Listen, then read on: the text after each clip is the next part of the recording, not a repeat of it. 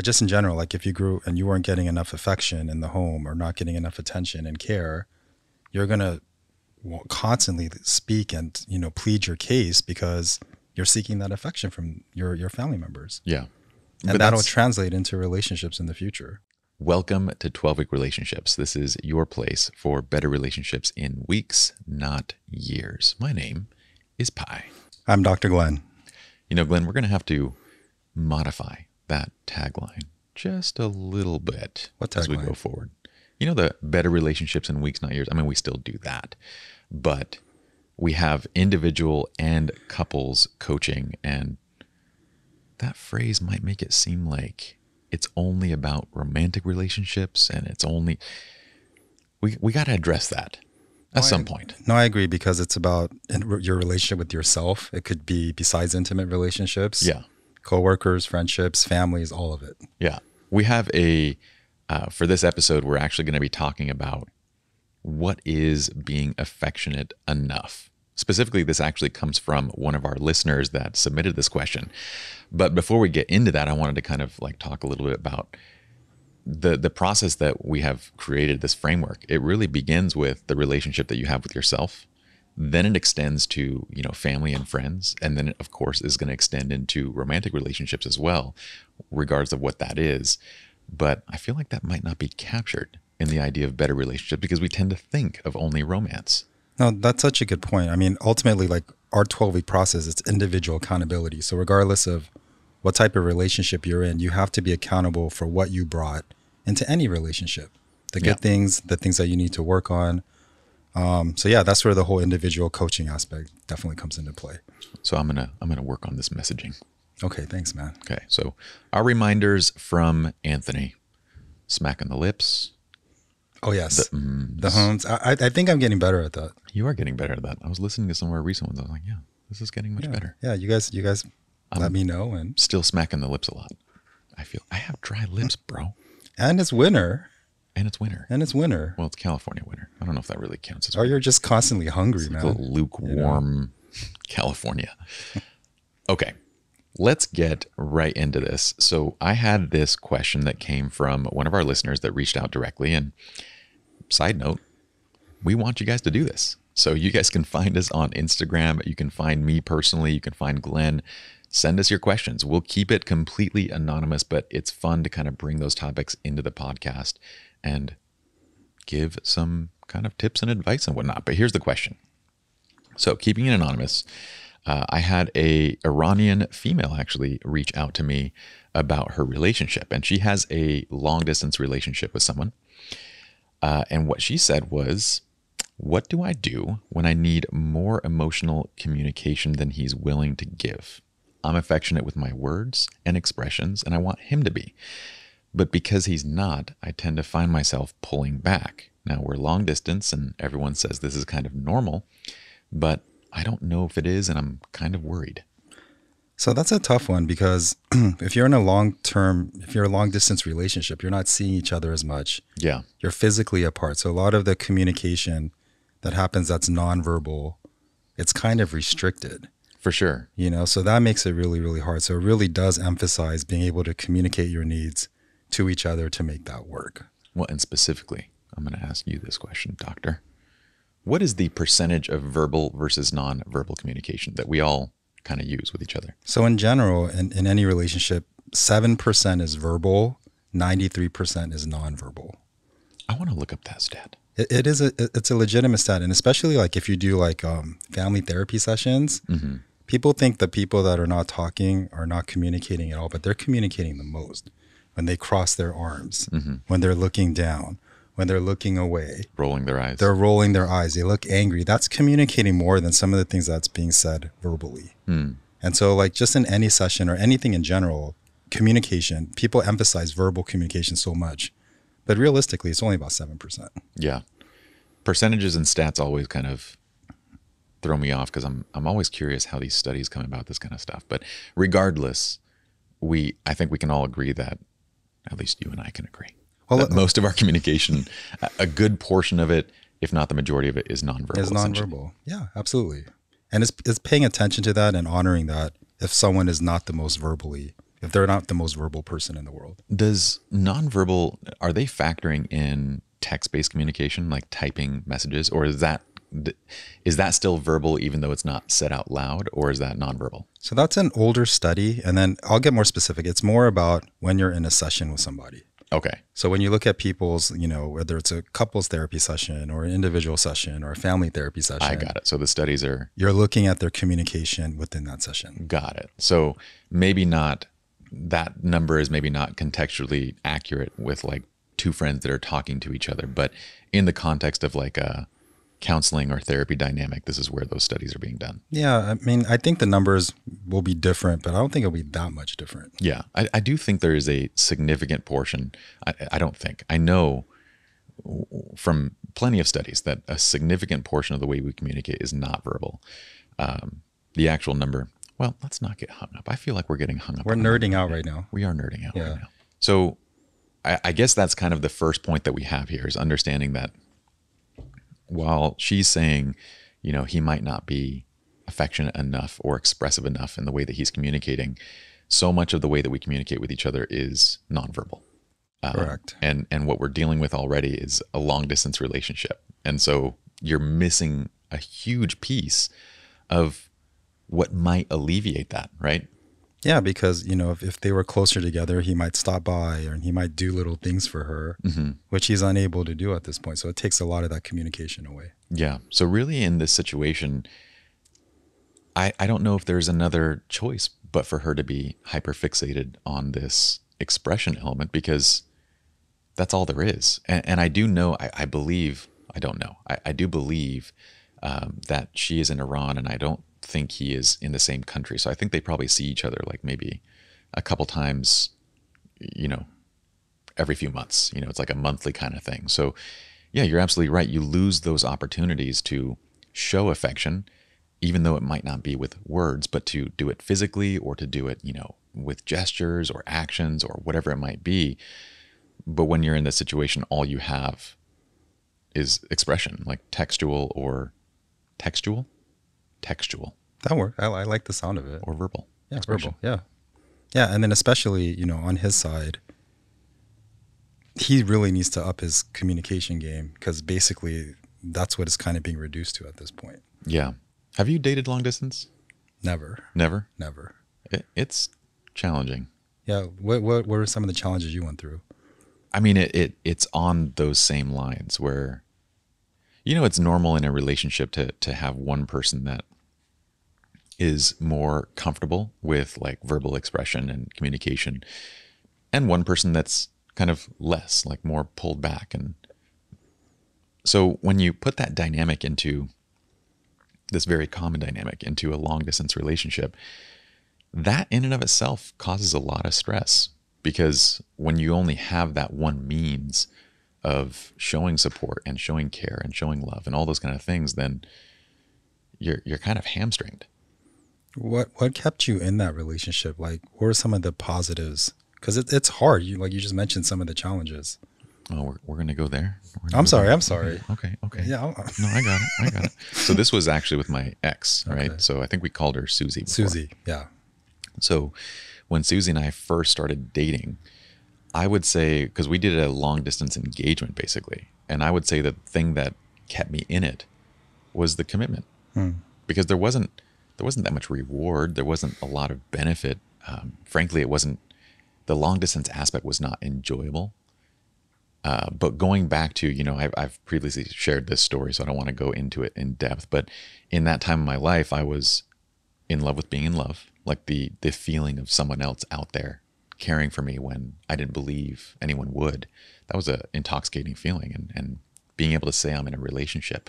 And then the fact that we'd committed, like I had proposed, and this was insane. I had proposed within 2 weeks, and then we had this 6-month engagement. So the commitment itself and the love of being in love is what kind of carried me through that long distance, because there wasn't anything, if anything, most of our interactions were kind of negative during that time, because it was very easy to send a text message, to misunderstand it, and then to get upset about it, and then not to be able to resolve it because, well, I'm the one that is more expressive and she wasn't. And so how do you do that?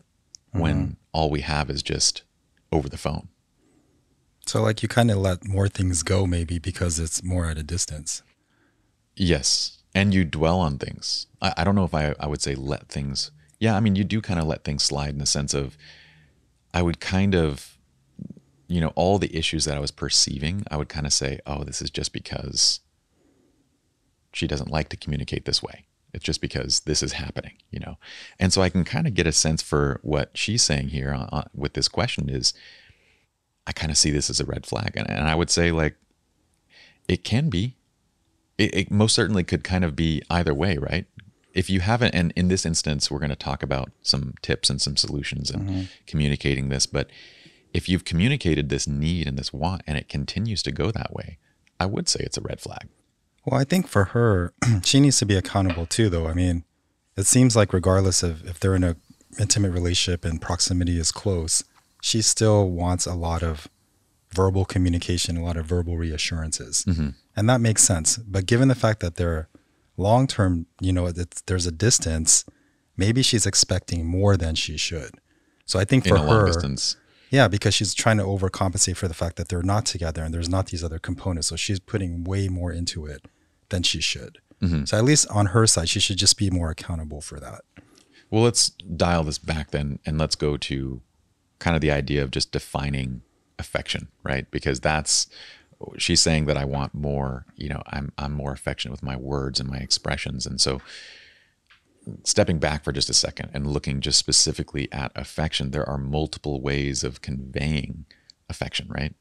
Correct. Either you could do it verbally, through physical touch, through activities together. All of those things can be forms through actions. All that can be forms of intimacy. Yeah, I can bring you coffee. I could bring you flowers. I could do a whole number of things that we can perceive as affectionate.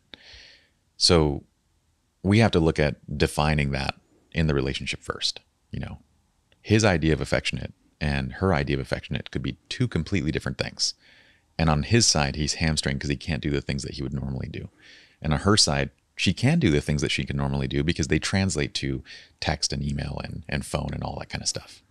Yeah, so I think for her, it's using her strength of verbal communication to having that conversation instead of like, you need to do this more. It's like, I understand that you're hamstrung and these are maybe ways that you show communication, affection to me. But given the fact that we're long-term, we're going to have a more intimate way in terms of verbal communication. When you say long-term, do you mean long distance or long-term? Or long distance. I'm sorry, long distance. You keep saying long-term. I'm like, sorry, man. Bro. Yeah, I'm long distance. The coffee hasn't kicked in yet. Monday's rough for you. It's like, you're having is it the Thanksgiving? I think it's the Thanksgiving. You still got the tryptophan. Is it tryptophan? The stuff that's in turkeys? Like it makes you sleepy. Yeah. I have no idea. You don't know? No. Yeah, it makes you sleepy. Yeah, I think it's called tryptophan. Yeah, tryptophan. You're correct. Yeah. Okay. Like I tripped over a fan. Pretty much. Oh. Like I'm tripping mentally right now. Yeah. Well, I'm gonna say our listeners are gonna start tripping if we don't get to the point here. Sorry. I'm the one. Why are you always apologizing? Oh no, it's that Asian guilt, I guess, man. that family shaming guilt, I guess. It's still inbred. Were you Catholic too when you grew up? No, I was just Korean American, but then they were always telling me I was wrong. Dude, could you imagine you already got the Korean guilt, but could you imagine Korean Catholic guilt? That could be intense. Yeah. I can't even, I don't even want to go there. To our Korean Catholics out there, we love you. Yeah. I thought you were going to toast. Cheers. Oh, thanks, man. Cheers of the guilt. Thanks, man. I mean, like, if you grew up in an immigrant household, you know the guilt well. There's guilt, yeah. But if you're, that was you were toasting the mic right there. Cheers to the mic. To the mic. But yeah, if you're an immigrant family and like Catholic or any religion that's like highly guilt driven, you know, that's powerful. That's some powerful guilt. Okay, so going back to this, we have to take a step back and actually understand that, you know, what is this definition of affection? You know, what does it mean to her? What does it mean to him? And in any relationship, right? Like, what is our own definitions? And this kind of goes back to our own personal values. Like, what would you say about this from the standpoint of the values that they might have and how they're expressing or kind of, you know, showing affection? Once again, I think on her side, you know, communication, shows of intimacy, for a lot of affirmations, that is something that's hugely important to her. Yeah, I'm trying to think. We don't necessarily know enough to be able to know their values. We're just making assumptions. But we could say that maybe for her, a big piece of kind of her relationships in terms of, social etiquette, social etiquette, and the way that she kind of carries herself among her friends, among her family. It has a lot to do with the way that she speaks, right? Kind of being more eloquent, being more expressive. And you can kind of tell that there's some underlying value that's driving this, but it's also driving the expectation. Correct. So, definitely like connection, like using that form of intimacy to connect with another person. But yeah, the expectation that the other person will do the same. Yeah. Yeah. That's the interesting thing about our own core values, that kind of, we have that core value that drives our behavior, but it also drives the expectations of what other people do. Absolutely. Excuse me. And then the other thing too is, we talked about this before, but there's a law of compliments, right? Because if he's really, really verbal and she's really, really verbal, it's just going to enmesh things. So maybe it's better that he's a little bit less verbal. They complement each other. Yeah. At least it would be, maybe if it wasn't long distance, right? If it wasn't long distance, then you would see that compliment a lot more. Well, who knows? What if she likes to talk 90% of the time? Yeah. I don't. No, but I'm saying that, like, if they weren't long distance, then you would see the compliment. Like, maybe she does do the majority of the talking, and then he could do like but more he of the would do other activities. things. Correct. Right? Correct. But going back to, again, I would be asking myself, what are my values? Why is it that I care so much about the way that he might be expressing himself, or the lack thereof? Because it would be important to understand the value driving that. Because if there is a core value driving it, it's not something that you should really change. It's something that you need to go, okay, I need to find a relationship that ties into this. Well, I think even more importantly, like besides relationship core values, because this is a long distance relationship, is what are the core values of both of them in this long distance relationship?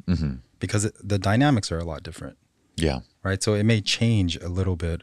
You have to alter some of the values that you may have. Yeah. Interestingly, a lot of people who are very expressive and communicative, and I see this a lot within my own culture of, coming up Iranian, and I wasn't surrounded by a ton of Iranians, but from the family members and the people that I do know, there's a lot of core values can be driven by positive or negative experiences. They can be driven by essentially, something enriching in our lives. We make a good decision and we start to form a belief around that. It can also be driven by areas of trauma in our lives, right? So that would be the negative experience. And a negative experience that might create something like this would be, for example, if you grew up in a household or in an environment where you didn't feel like you were adequate or enough, then you might frequently need the reassurance of other people. You might value that because it makes you feel whole in and of yourself, right? Yeah, you're going to another layer. If she grew up, and we're not saying that she did, but just in general. We don't know enough to know. We don't know. But just in general, like if you grew and you weren't getting enough affection in the home or not getting enough attention and care, you're going to constantly speak and, plead your case because you're seeking that affection from your family members. Yeah. And that'll translate into relationships in the future. And that's why it's worth knowing, because it's one thing to, like, let's just say that you value, being kind and being affectionate and showing those things because you want to express love. That's a different set of values than, like, let's say, I show my love and my care because I personally need to hear it. And that's coming from a place of kind of insecurity and this, trauma-driven experience, right? The reason why I bring that up is because on one side, I think from a healthy perspective, there might be enough, you might get enough affection and expressiveness and communication where it meets that need when it's driven by this kind of like positive value and this idea and this belief, right? But from the side of trauma, I don't believe there's ever any way that you're going to meet that need meaning like he could be more expressive, or she, or whoever. A person can be more expressive, more communicative, more affectionate, more, and they can keep dialing it up. But because this is trauma-based, because this is an insecurity, because this is something that you continuously, it's never enough. You can never be affectionate enough. Yeah, it's a never-ending cycle. Yeah. And then if you're projecting it onto your partner constantly, you're always going to be disappointed. And in that instance, it's not for them to address, it's for you. No, absolutely. Like you have to be really self-aware because, for example, in this example, if she's really that way and it's truly a core value, then that's great. So she wants acceptance for that, then she's going to have to accept the value of that other partner. Mm-hmm. However, if it's this constant need, like you're saying, it's just this trauma-based thing where like, I need more, she needs to take care of that because it's going to carry on from, this relationship or other relationships moving forward. Correct. In fact, it'll influence the types of relationships that you're creating. Like the friends that you're going to find yourself making friends with people who just, they might not be anything else other than a person who layers on praise. They just give you nonstop praise. But in and of themselves, they're really not necessarily quality people or quality relationships. But because they're fitting and filling that need that we have internally, we gravitate towards those people. So depending on where this value is coming from, it might be a place of trauma that we ourselves need to address. That's what we would do, is we would say, this is where you're individually accountable to make sure that you're enough for yourself. You don't need someone else's, constant reassurances and that kind of stuff. You need to be enough for yourself. But if it is from an area of an actual value where this is something that you believe due to something else, like maybe you believe that we're all children of God and that as children of God, we each deserve to be loved and to feel like we're loved. And that's why you're so expressive and communicative. And if it is, that's not something that you give up or abandon or change. That's something that you make sure that you kind of carry into making sure the other person in the relationship also shares that kind of a value. Yeah, absolutely. And then the more you're in tune with that value, the more you're going to attract people that follow that value as well. Yeah. Yeah. So it's either going to attract pain or it's either going to attract the value that you're living. Yeah. So, I think that's why like relationships, it's a beautiful thing because it becomes a mirror of where you're at in terms of your whole relationship process. Yeah. Your pains, your successes, all of it comes out. It's also fascinating though, because you, on one side, you can have the same behavior, right? The behavior is, I like to express myself and to be communicative and affectionate with my words, and I like to receive that. That's the same behavior in both instances. But in one case, it's coming from an area of trauma and an area of personal need. And in the other case, it's coming from an area of positive belief. Yeah, and those are two different things. Yeah, I mean, I had one client. She was a very assertive person. She's a very, they consider, she was like, I'm a very strong woman. And basically all of her intimate relationships or friendships, she was like, I'm the person that everyone turns to for their problems. Mm-hmm. And so basically, everyone go to her and then she would try to fix everyone's problems. But then the truth be told, like once everything got broken down, she was actually the needy one. Mm-hmm. And then whenever things, didn't go her way in life, she would start controlling other people's lives. And she never took that step to, have success in her life. So once she owned that was all trauma related. She could move forward and start living because her core value was independence. Mm-hmm. But until she was able to realize, man, I'm doing all these trauma type relationships. I need to have more independence in my life and have people that will support that independence. That's when that shift took place for her. Yeah. Okay. So if we were to kind of walk through this step by step and kind of summarize these points, I guess number one would be going back to, she needs to sit down with him. Actually, before you even sit down, I would say, look inward and ask why it is that you value that thing. In this case, being expressive and affectionate and communicative through words specifically. Why is it that you have that value? This is where I loved, love languages, right? The Gary Chapman book. Everybody knows 5 love languages. Or if you've been in this world at all, you kind of know. And it's a great book. But I also felt like there's aspects of it that were oversimplified, because in this instance, we would say that words of affirmation is her love language, right? Correct. But what we're saying is look at the underlying value set that's driving this words of affirmation. Why? Because if it's on the trauma side, that's something that we need to individually address because it's going to bleed its way into every single relationship and it's never going to be enough. If it's the positive belief side, that's important because you need to create relationships that share a similar belief set. No, agreed. I mean, once again, we don't know her, but assuming that, let's say that core value is connection, is it a real value or is it a trauma that you need to heal? Yeah. And the way you can get there is by asking why. Yeah, why exactly. is it important for me to be affectionate?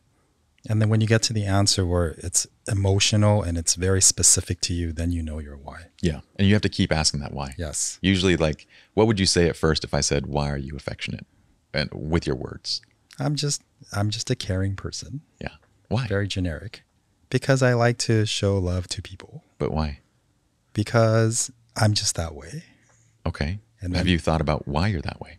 Because I really desire to have love because I didn't get it when I was a kid. Okay. And then that's when you know. Yeah. Yeah. And they might not say it in such a way. They might be like, sometimes they do. Sometimes they lay it out like very clearly. But they might say, when I was growing up, it was just kind of lonely. Okay, same thing. When I was growing up, my dad wasn't this. Same thing. Mm-hmm. When I was growing up, my mom, she loved me, but it was a very strict kind of love. It was, you have to do this. Okay, same thing. So each of those is the exact same thing. We're looking at a past trauma that is driving that belief. Okay, so step one, understand where this need is coming from. What is the value that's driving this? If it's trauma-based, probably worth addressing to resolve. Otherwise, there is no satisfying that point. Correct. Do your inner work. Yeah. Do your inner work. If it's belief-based on the positive side, right? Then this is where we would get to the next step, which would be to communicate that. Yeah. And then the why would be like, this is the foundation of an important relationship for me. Mm-hmm. It'd be very specific, but it'd be a healthy why. Yeah. So sitting down with him to actually say, okay, this is why I am expressive, why I communicate this way. And this is why I very much appreciate you doing the same thing. And having an open discussion of like what this means to you. Yeah. And if she's doing that from a healthy place, there's no expectation of you're fulfilling my need. This is just how relationships work. And it's very important to me. Mm-hmm. Yeah. And then from that side, it would be, okay, so now it's been communicated. The other side would be to understand that he or she is going to have their own sets of values, right? On top of that, a huge portion of our communication is nonverbal. Correct. And it's understanding and giving him the space to figure out and share to her, what are my core values? Mm-hmm. So he needs to share on his side, like, how would he typically show affection, especially if this were not long distance, right? Correct. If they were close in proximity, how would he show affection to her? And for her to kind of say, okay, I can understand that. I do want for you to kind of be more expressive, but I can also appreciate that you do a lot of things through action, and that matters to me too.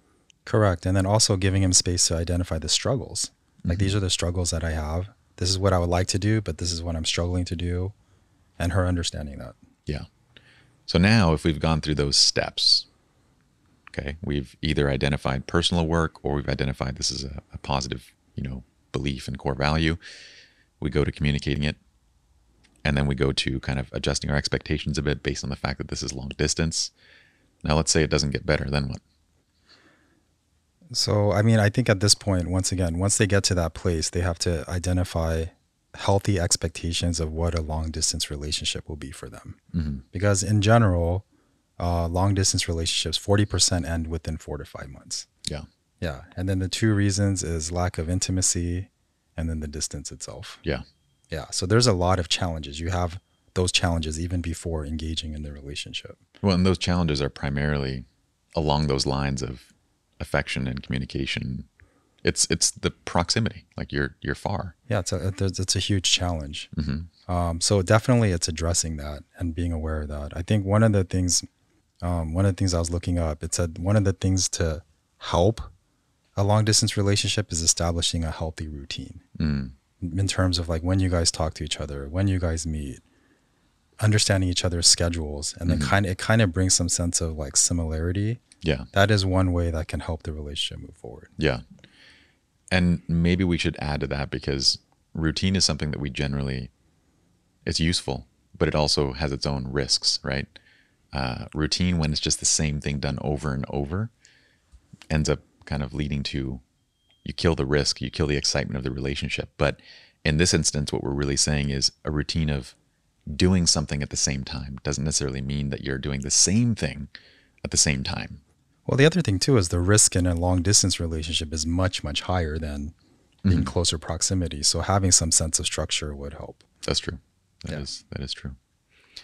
Okay. So at the end of that, if things are not improving, I'd say this is a red flag that's worth looking at. And if you've done those things and things are not improving, it's something to consider for sure. Yeah, and then if it is working out and you had all the discussions and you've done the work through, then when you guys plan to do get together, the chances are like you have a pretty decent chance. Yeah.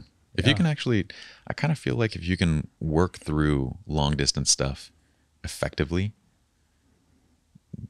most of those people that I find, they have good, relationships once they're together.